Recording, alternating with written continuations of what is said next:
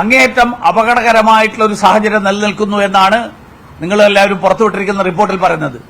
അങ്ങനെയുള്ള ഈ criminal mafia സംഘത്തിന്റെ ഭീഷണിക്ക് വഴങ്ങിയാണോ അതോ സർക്കാരിന്റെ ഭീഷണിക്ക് വഴങ്ങിയാണോ, എന്തുകൊണ്ടാണ് അവർ മിണ്ടാതിരിക്കുന്നത് എന്നുള്ളത് തീർച്ചയായിട്ടും ഒരു എല്ലാവരുടെയും മനസ്സിലുള്ള ചോദ്യമാണ്.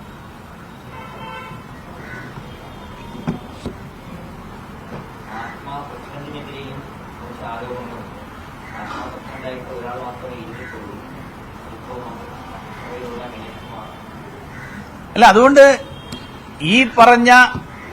ഞാൻ ഈ പറയുന്ന ചോദ്യങ്ങൾക്ക് അപ്പുറത്തുള്ള നിരവധി ചോദ്യങ്ങൾ വരാം.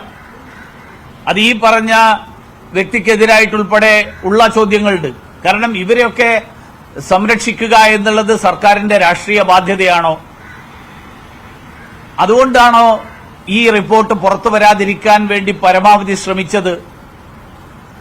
ഇതെല്ലാം വരും ദിവസങ്ങളിൽ കേരളത്തിലെ ജനങ്ങൾ അറിയാൻ ആഗ്രഹിക്കുന്ന ചോദ്യങ്ങളാണ്. പക്ഷെ ഇതൊക്കെ നടക്കണമെങ്കിൽ ഇതിന് ഉത്തരവാദികളായിട്ടുള്ള ആളുകൾ അവർ മന്ത്രിസഭയിൽ ഇരുന്നു കൊണ്ട് അവരിപ്പോ പറയുന്നത് കോൺക്ലേവ് നടത്താമെന്നാണ്. ഒരു ക്രിമിനൽ കുറ്റം, ഒരു കൊലപാതകം നടന്നു കഴിഞ്ഞാൽ ഒരു കോൺക്ലേവ് നടത്താം എന്നുള്ളതാണോ പിണറായി വിജയൻ സർക്കാരിന്റെ മറുപടി? അതാണോ പരിഹാരം? കുറ്റകൃത്യം നടന്നു കഴിഞ്ഞാൽ നിയമപരമായിട്ടുള്ള നടപടിയെടുക്കണം.